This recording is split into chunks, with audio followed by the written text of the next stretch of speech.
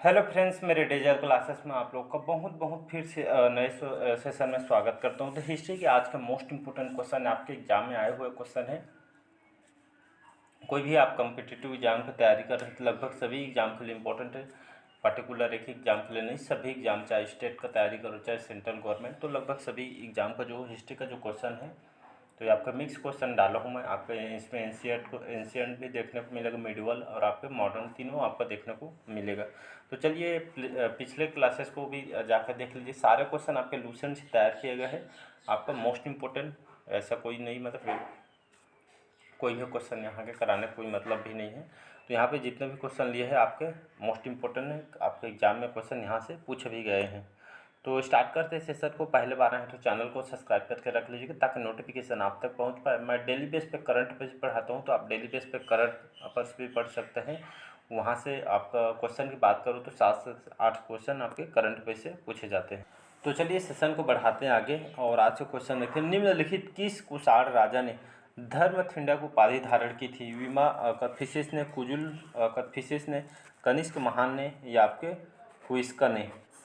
तो इसका जो करेक्ट आंसर हो जाए तो कौन से कुषाण राजा ने धर्मथिंदा की उपाधि धारण की थी? तो ये आपके कुजुल कदफिसिस। ये कुजुल जो कदफिसिस थे ये कौन था? तो ये आपके कुषाण वंश के, इनको संस्थापक भी कहा जाता है। कई बार कुषाण वंश से एग्जाम में क्वेश्चन पूछा जाता है। तो याद रखिए, भारत में जो सिक्के जारी का जो सर्वप्रथम किसने किया था, कौन से वंश ने? तो आपके कुषाणी वंशियों ने यहाँ पे सिक्के जारी किए थे, याद रखिएगा। तो यहाँ पे जो कुषाण वंश के जो संस्थापक है कुजुल, ये आपके जो कदफिसिस है, तो इन्होंने अपने सिक्कों में धर्मथिंडा और सच्चा धर्मथिंडा पे आपके इन्होंने ग्रहण किया था। और ये आपके स्पष्ट रूप से बौद्ध और शैव धर्मों को, उनके पालन का उल्लेख इसमें आपके किया था। धर्मथिंडा की उपाधि इन्होंने धारण की, जिसमें आपका बौद्ध और शैव धर्मों को पालन का उल्लेख इसमें किया गया है। तो इसको याद रखिएगा। अगला क्वेश्चन देखते हैं। महावीर ने किस नदी के तट पर कैवल्य प्राप्त किया था? निरंजना, रिजुपाली, यमुना या जमुना? तो इसका करेक्ट आंसर हो जाएगा बी ऑप्शन, रिजुपालिका। तो महावीर जी ने रिजुपालिका के नद पर जो तट पर इन्होंने कैवल्य प्राप्त किया था। और महावीर ने कैवल्य यहाँ पे प्राप्त किया था। महावीर का जो जन्म, ज़्यादा आपको उनके जो पिता थे राजा सिद्धार्थ और रानी जो उनकी माँ थी त्रिशला, इनके यहाँ इनका जन्म हुआ था। आपके क्षत्रिय परिवार से इनका जन्म हुआ था। और महावीर का जन्म कौन से सन में हुआ था? तो 540। तो 540 ईसा पूर्व में इनका जन्म हुआ था। तो इसको याद रखिएगा, इम्पोर्टेंट क्वेश्चन है।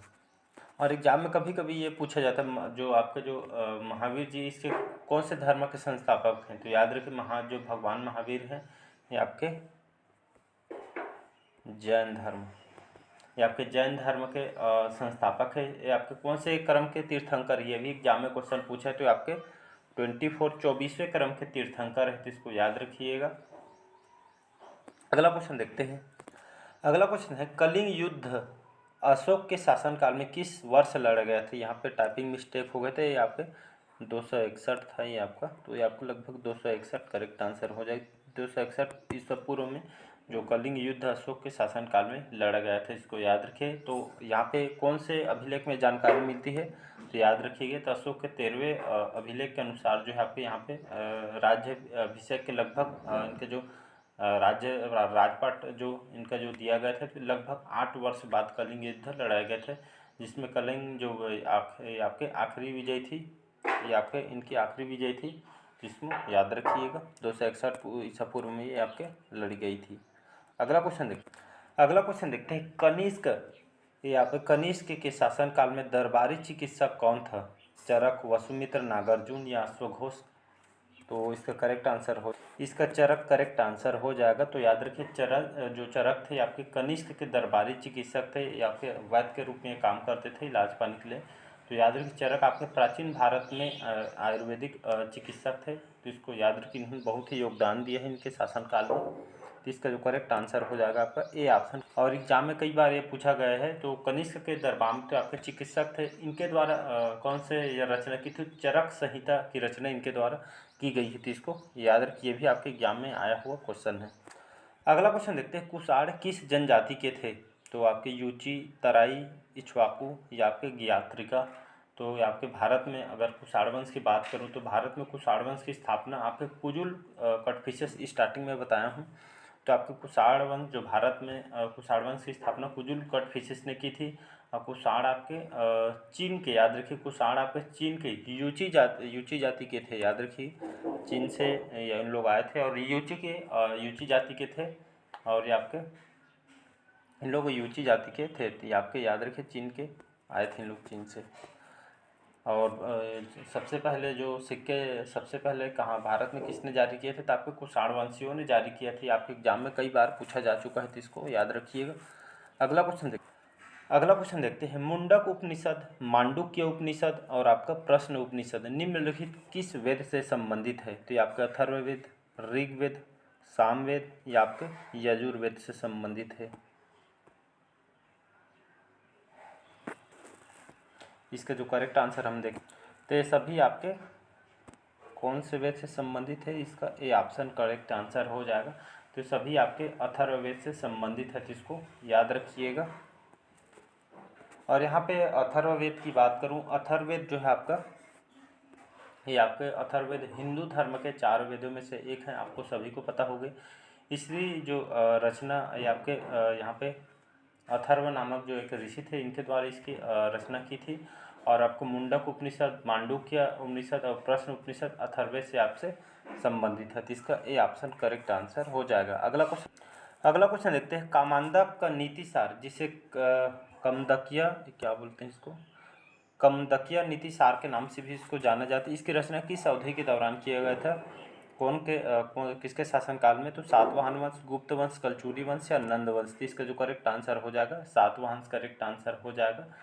तो ये आपका जो कामांधक जो नीतिसार है, यहाँ पे एक संस्कृत ग्रंथ है, इसको याद रखिएगा।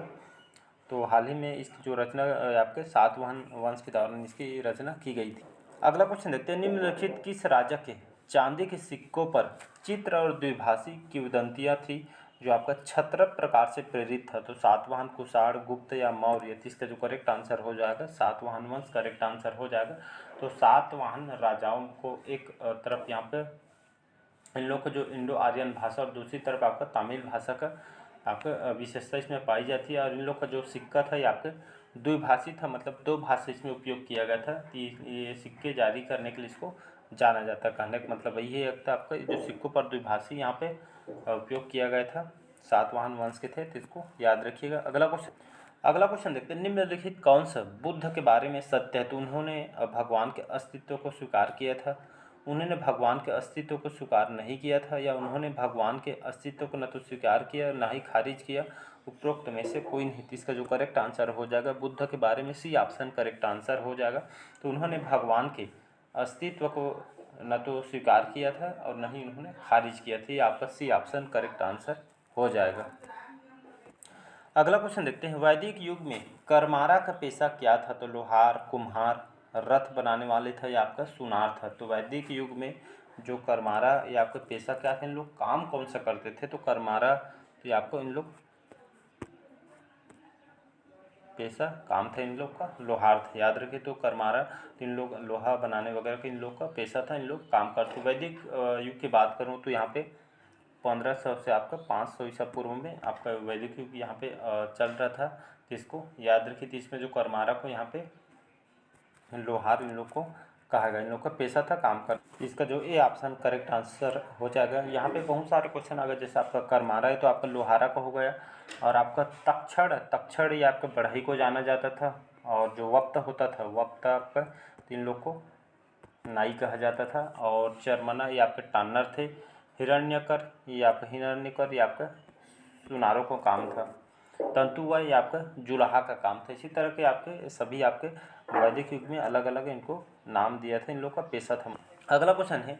निम्नलिखित किस साम्राज्य के खिलाफ खारवेल ने सफल अभियानों का नेतृत्व किया था, तो ये आपका चोल वंश करेक्ट आंसर हो जाए, तो ये ऑप्शन करेक्ट आंसर हो जाएगा। अगला क्वेश्चन देखते हैं। निम्नलिखित में से किस विद्वान ने प्रज्ञा परिमात्रा सूत्र मतलब ये आपके प्रज्ञा परिमाता सूत्र लिखा था, तो अश्वघोष, वसुमित्र, नागार्जुन या आपका मथारा ने। इसका जो करेक्ट आंसर हो जाएगा नागार्जुन, याद रखिए। तो इस विद्वान ने प्रज्ञा परिमाता सूत्र इन्होंने लिखा था, तो इसको याद रखिएगा।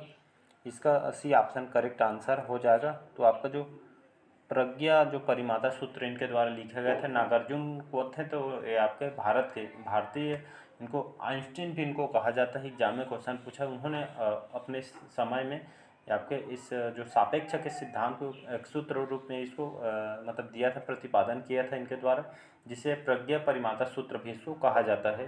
तो इसी को, इस सिद्धांत का एक महान संरक्षक इनको कहा जाता है, तो इसको याद रखिए। इसी सापेक्षता के सिद्धांत को एक सूत्र के रूप में देने के कारण इनको प्रज्ञा परिमाता सूत्र इनको कहा जाता है, इनके द्वारा लिखा गया है इसी को। तो ये आपका नागार्जुन के द्वारा इनको कहा गया है, तो इसको याद रखिएगा। भारतीय के आइंस्टीन इनको कहा जाता है, भारत के।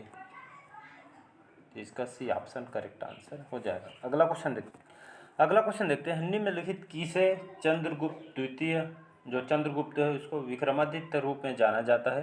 तो कौन से शासक थे चंद्रगुप्त?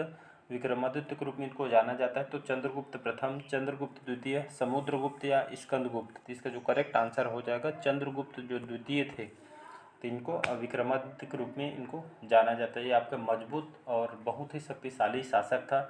और चंद्रगुप्त द्वितीय आपके इनके जो शासनकाल में बहुत एक ताकतवर शासक था। शासन अच्छी तरह से आपका योग्य भी था।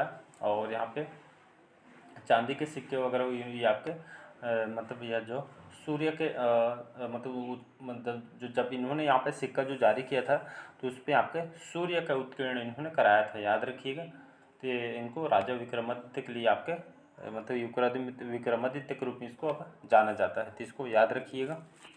अगला क्वेश्चन, तो आपके किस काल में हरिहर, जैसे जो हरिहर का यहाँ पे मतलब है आपके जो मिश्र देवता की पूजा का उदय हुआ था, तो ये आपके गुप्त काल, याद रखें। तो गुप्त काल में जो हरिहर जैसे मिश्र देवताओं को इसमें पूजा का उदय हुआ था। भगवान विष्णु जी की इसमें पूजा अर्चना वगैरह इनके करते थे, सभी अवतारों का। तो आपको भगवान विष्णु जी से संबंधित है, तो इसको याद रखिएगा। तो आपका जो गुप्त काल भी ऑप्शन करेक्ट आंसर हो जाए, तो गुप्त काल में ऐसा होता था।